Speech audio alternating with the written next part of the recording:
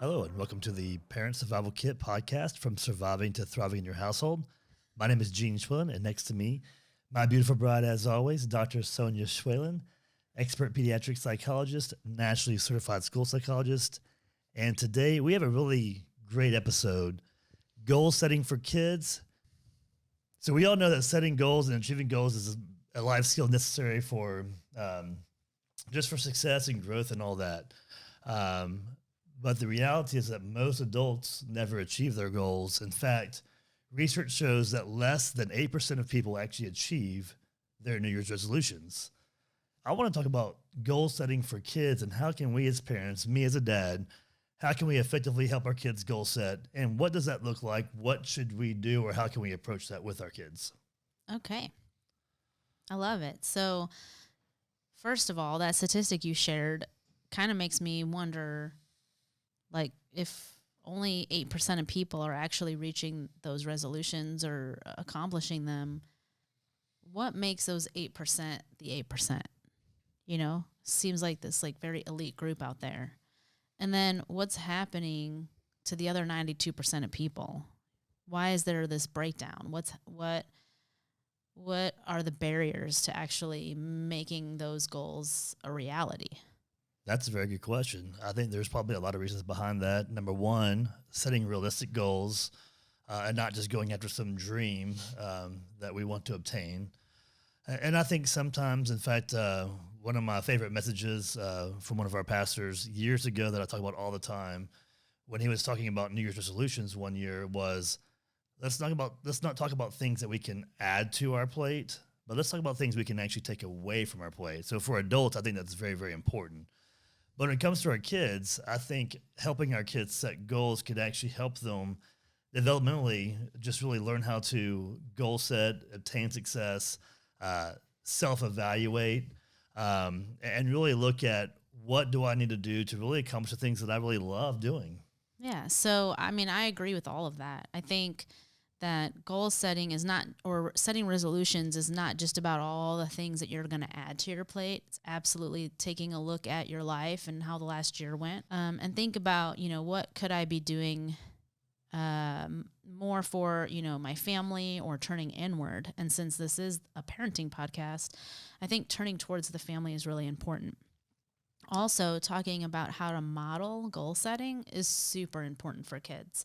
So even if we don't necessarily expect our children to make all of their resolutions a reality, we want to at least show them how to go about doing this, right? So that concept of thinking ahead and making plans is not something that comes naturally for kids. Or for anybody, really. I mean, it's a little easier for adults. Kids don't have a fully developed brain. And so we have to teach them how to make plans and how to think ahead. This is a part of their brain that they're working to develop as they grow up. And it's really us as parents who have to guide that growth. So teaching them how to set goals is really important. Teaching them how to think about their future has to be very intentional. It can be the immediate future, like, hey, when you hit your sister, you don't earn your iPad, right? That can be an immediate thing. Or it can be more long-term. Let's focus in on getting some good grades because one day that's going to help you get into college. And maybe that degree from college is going to help you get the career that you want one day. So I think that modeling future planning is absolutely a benefit for our children. Yeah, I totally agree. In fact, goal setting can actually be one of the best things we teach our kids, how to be self-reflective, how to self-evaluate, and really set proper goals to encourage success and whatnot. So let's talk about some different types of goals that we can help our kids set. As adults, we have different types of goals. We have financial goals, we have spiritual goals, we have health and wellness and fitness goals. We have educational goals. So we can actually incorporate all of those things in different ways, kid-friendly, with our kids. And if you really look at it, kids as young as 2 years old with chores and other types of things that they can actually comprehend can really start setting goals at a very young age. Yeah, absolutely. I agree with that. I mean, 2, 3 years old is a really good age to start doing some of that with your children. using that language, let's set a goal today. Why don't we, and then name it, why don't we play for a little bit and then the goal will be to clean up, right? So even using that language is really good with small children. Absolutely. So today I want to talk about the different types of categories that we can help our kids set goals in based on age appropriateness. I want to talk about SMART goals for kids. Yep. And then also some really fun activities that I found that really allow us as parents to really interact with our kids in this goal setting types of things that we can do to really make it fun. Okay, let's do it. All right. So different categories. So some things that I came up with, and you can kind of guide us and lead us in this because you've done a really good job in our household setting goals and creating some different type of sheets where our kids get stars and everything else for doing different types of things. So we definitely have academic goals. There's behavioral goals we can talk about, like we can talk about healthy habit goals. You talked about picky eating a lot on some other different podcasts. So we can talk about trying different types of food or trying every type of food on our plate. We can talk about brushing our teeth, washing our hands, sports, hobby goals, fun activities to improve overall development for our children, things kids may want to accomplish. So what do they want to be one day, or what are some things they want to do, next month or a year from now? We can also talk about family time and also one-on-one time with our kids and what that looks like and what they would like to see. And then we can also talk about different financial goals, earning allowances by doing some of their chores so they can actually save up and buy the things they want. And then we can also talk about vacation dreams. I think that's really fun. Where would you like to go one day? And let's figure out how we can get there. Okay. Those are great categories. All right. So let's start with academic goals. How can we help our kids really establish goals academically that would make sense? So of course it's going to vary by age.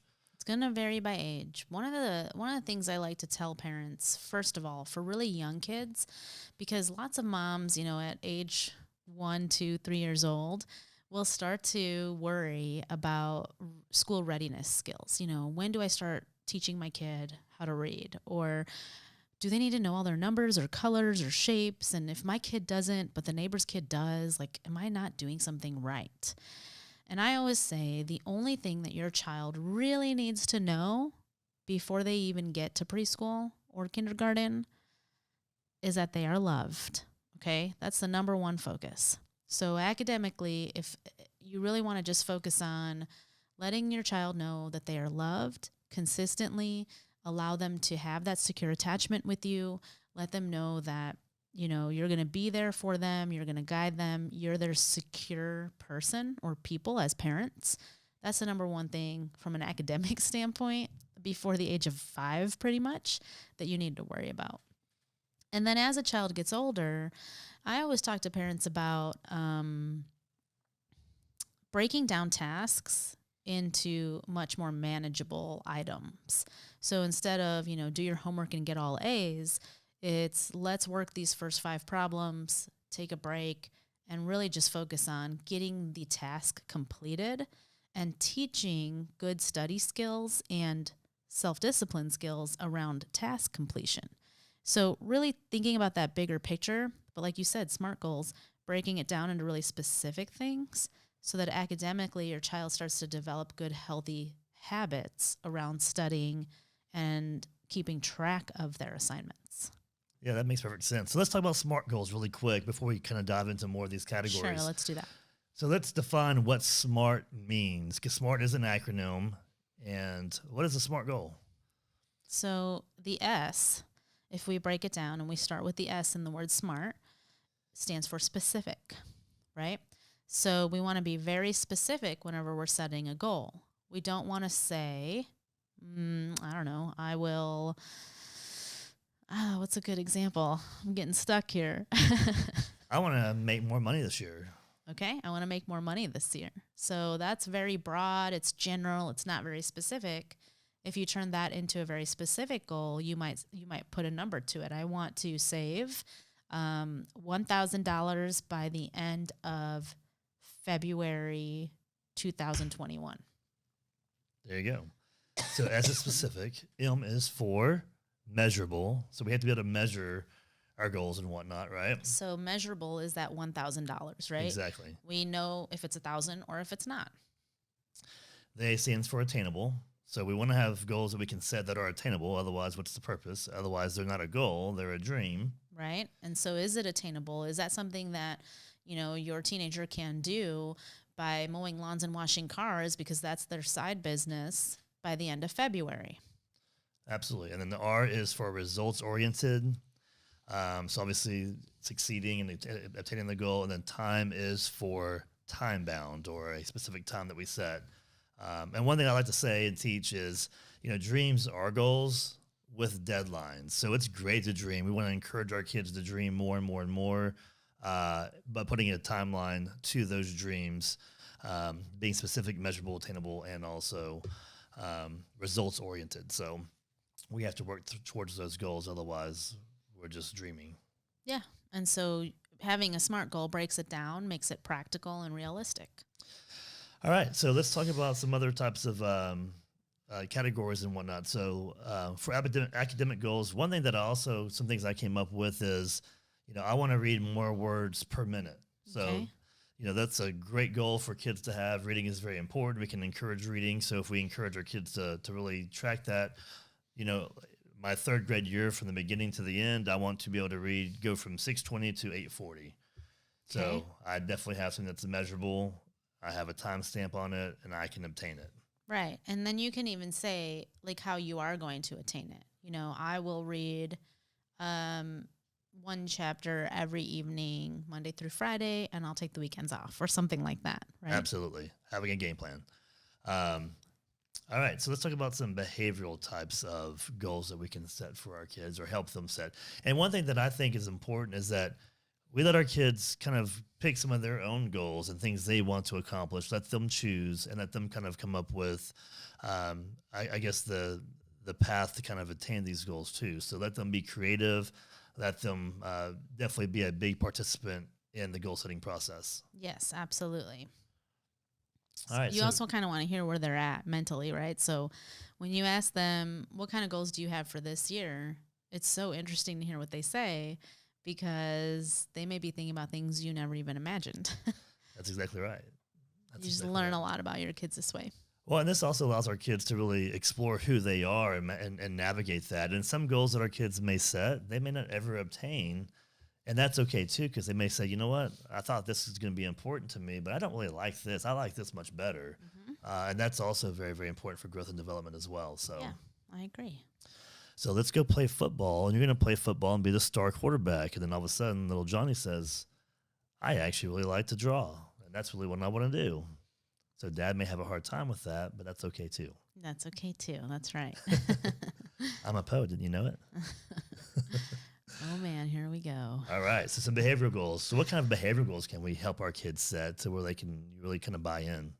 Well, now, obviously, that's going to differ for whatever the situation is and who the child is. So I always say it depends.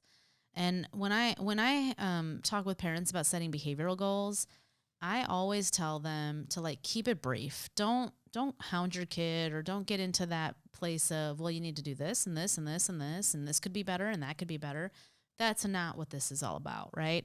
This is more of, let's focus on maybe one or two things for a few months. And then once those goals are accomplished, add on another one or two things. You don't want to add on so much that is so overwhelming and sending this very critical negative message. It's more of what right now do you think your child needs to work on? So it could be very specific. Maybe it's my child needs to improve the tone of voice they speak to me in. So maybe that's all you focus on for the next month. Or maybe it's a bigger thing, like my child needs to turn in their assignments and start studying and improve study skills. So that's more of a longer term goal. That's going to take practice and some guidance and maybe you sitting down with your child every evening to do the homework and really is going to be much more involved. And then kids can also come up with their own goals too. So just this morning, our 3-year-old said to us, I'm not going to yell and scream today. He decided that for himself. And that was super cool. And that's always the best when they come up with some of their own plans and whatnot. I'm Yeah. going to get my clothes ready for the next day each and every evening before bed. Right. And then we have our 17-year-old who is getting ready to graduate here in 6 months. And we're trying to encourage some behavioral goals as setting your own alarm and getting up by yourself. Yep. You're almost 18. You need to learn how to do that, buddy. So lots of different types of goals we can set there, obviously. All right, so some healthy habit goals. Let's talk about some eating habits. So one thing we do at our house is we do try to explore new foods, which is great. So we definitely encourage that. But here recently, we were doing the 2-bite challenge. So when you explore new foods, if you make it fun, which was definitely a great idea by you, is the 2-bite challenge. The 2-bite challenge, it came from a book that the kids are Actually, reading. it came from, yeah, Lily brought that. That's correct. But we made it fun. yeah.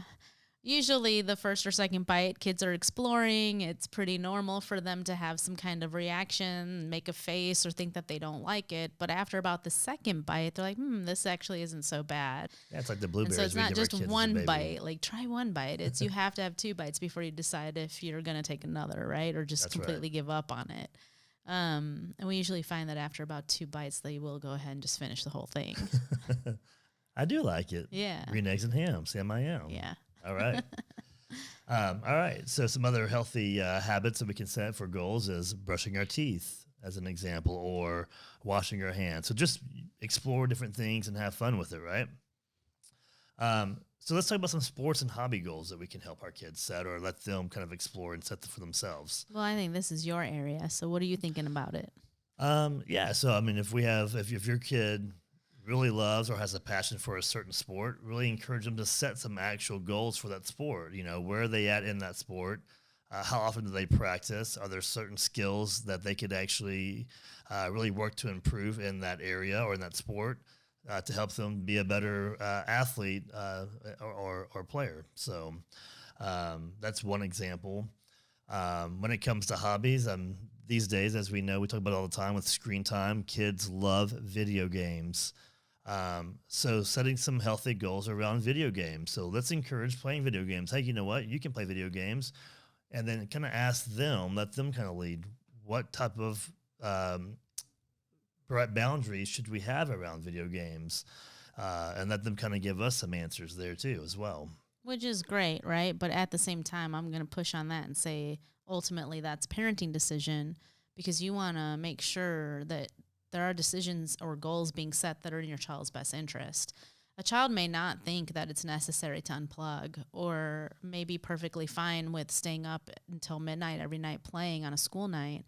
And so we do need to provide that guidance to them of let's also set the goal of being unplugged and make sure we are learning how to take time away from our devices because that's really ultimately the healthiest thing to do as well. Well, absolutely. Having boundaries around devices is definitely a big plus that we should be doing as parents.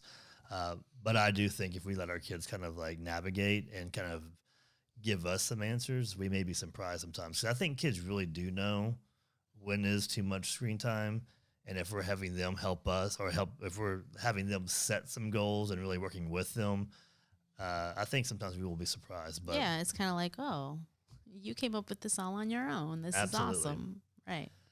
All right. So some other hobbies, some things I think is kind of cool is learning to play an instrument. So let's talk about playing the piano or getting a horn or full set of drums, which we've had in our house many times.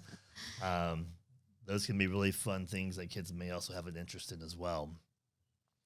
All right. So one thing I want to bring up, and I did this as a kid. So as a kid, I had chores at a very young age, and I was given a certain allowance each week for doing all of my chores consistently and effectively. And it was really fun. And my parents, they were in a bowling league. So every whatever night of the week it was, we would all go bowling or they would go bowling, we'd go watch. But right next door was this little store that had all these little toys and things in there. So before bowling, we would all go, all the kids, all my brothers and sisters, we'd go in and we would use our allowance and we'd buy something. And then sometimes we'd see that one thing that, oh, I don't have enough money. And then mom or dad would say, well, save your money. And then maybe next week or the week after, then you'll have enough money saved up. So having some allowances, I think, is a really good thing, a really good idea. Having it, set up around different chores, different opportunities to earn extra money for doing extra things as well, so that kids can actually start saving some money and buying the things they really want. Right now, I mean, for a lot of kids, I know our kids, if they want something, most of the time they get it if they've, done the right things or whatnot. But having them actually save their money, because it's kind of funny, our 7-year-old or now 8-year-old, she's been saving her money, and now she won't buy certain things because now that she's saved up enough money to do a lot of great things that she wants to do, she's like, no, actually, you know what? I don't really want that. I think I want to continue to save money. So I don't want an American Girl doll anymore. I want a brand new car. So allowances. What are your thoughts about allowances? Again, I think that it really depends on the situation and the child. There are a lot of times when parents can really get into a rut where they're literally paying their child to just function.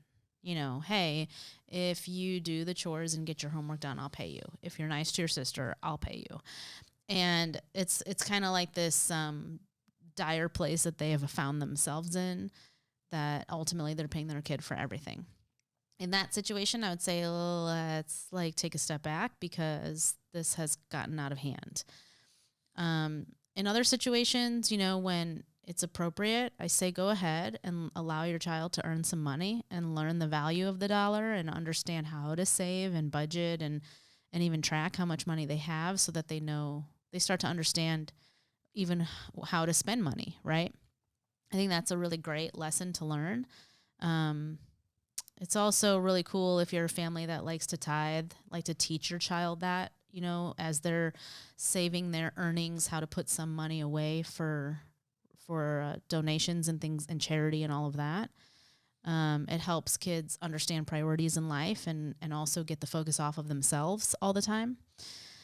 And then I always talk to parents, though, about the fact that, even though your child is earning money and has money saved up, it should be a privilege to spend that money.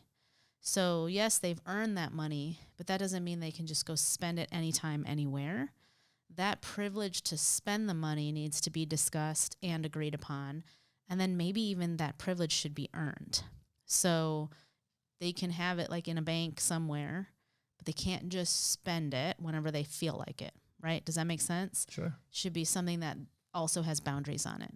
Yeah, and I think that goes more towards age appropriateness as they get older, having those, limits and whatnot. So don't bribe your kids to do chores. That's right. Don't bribe your kids. It has to be with a good attitude, just like if we were an employer and then our kids were employed by us, they have to be respectful. They have to have a good attitude. Otherwise, they're not going to be employed anymore, right? We're not going to bribe them to do some things that they should have responsibilities doing anyway. So, right. But it does also, again, in the right situation, does allow kids to learn the value of money and how to save and whatnot. And tithing is a great thing. That's one thing we try to instill in our kids. And it's kind of funny because our 8-year-old just the other day, she had this letter from school. They're not doing a holiday or Christmas party this year. So we're not having parents bring all kinds of things in. So they're going to actually take up a collection so that the school or the teacher can go buy the things for the party since parents aren't allowed in the school. And so it asked for anywhere from $3 to $5. And so our 8-year-old was like, well, I want to give $20. I'm like, well, you don't have to give $20. $3 to $5 is all they're really asking for. But it says if you want to give more, you can. I said, okay. So she goes, well, it's my money. I've worked really hard for it. I saved it. And I said, if you want to give $20, then you can definitely give $20 for this situation if it makes you feel good. So, well, that was cool. Yeah, it was really cool. Shows you where her heart is. Absolutely. One thing that I also, an idea that I found when I was researching some of these things for this podcast was how many toys and just things that our kids accumulate in their rooms that are really just never played with, just stored, just causes a big mess most of the time. So having a goal to where over the next month, I'm going to spend so much time per week sorting through all my old toys and clothes and things and basically boxing up all the things I do not use or do not need anymore and giving those away to charity, talking about tithing and whatnot. Mm-hmm. That's a great activity to do. I mean, I can't tell you how many times parents will ask me about, like, should I be concerned that my child is like clinically hoarding things? I get that question all the time. And it's because, their 6-year-old refuses to throw anything away, saves every single little piece of paper they've ever drawn Everything's on. sentimental. I mean, everything, right? And so parents literally are waiting for their child to go outside to play, and they're sneaking into the bedroom and throwing stuff away because they absolutely know the child's not going to notice if that thing is gone. But if they were to try to get rid of it in front of the child, all hell would break loose. So I know that's a constant battle in a lot of people's homes. But getting your child involved, I think once they're old enough to know, like, okay, I'm not using this stuff and there are other kids out there that could really get something out of it, that's a really great activity to do with kids. Yeah, that makes perfect sense. That's awesome. All right, so really quick, let's get into some different activities that we can actually do with our kids and incorporate to make some goal setting fun and really kind of promote some dreaming going on and whatnot. So a couple of things I found is make a family bucket list. So get the family together, grab some paper, grab some markers, and just brainstorm a list of accomplishments, experiences, achievements, goals, and whatnot, and just have some fun with it. So that's kind of a way to self-reflect and evaluate what's going on this past year. And that also allows some brainstorming for goal setting moving forward. Another one that I found is draw a wheel of fortune. So just get a big wheel or a paper and cut it into a circle and make some pie cuts into it and have some different sections like education, financial, different things you can actually set around that wheel of fortune, and then have everyone put some different goals they may have in that category. Okay, and then that's a way to also keep track all year of how everyone's doing because they have something to refer back to. Absolutely, because we talk about it even in business, and one thing I teach is, ultimately we should have a financial goal, a spiritual goal, a family goal, career goal, education goal. We have all these different categories. Let's incorporate that with our kids, and let's all do it together. Yeah. You actually had a really great idea that you came up with and mentioned to me a couple of weeks ago, is creating a poster. And this is really more for ourselves, for our personal goals that we would keep kind of confidential, from the kids, but doing a poster with our kids and just kind of marking up some goals and whatnot that we can also track throughout the year with them and kind of make it fun. So my thing that I had mentioned to you was more of, I want us to be very intentional about committing all of our plans to God. And so intentionally writing those things down. And then the reason it would be between me and you is because some of those goals are actually for the kids, but in a way they don't necessarily need to know what we're thinking, right? And being able to then go back to that and see over the year, like how God is answering our prayers and how he is blessing those plans. Well, and I love that. And then with doing that together, you and I, then that also kind of allows us to kind of help steer our kids in certain areas that we may actually be working towards and praying for that year as well. Yep. So, and one of my Cool favorite stuff. sayings is, if you don't plan, if you fail to plan, then you plan to fail. Uh-huh. And so we want to keep our kids from failing also, right? So some other things that we've got.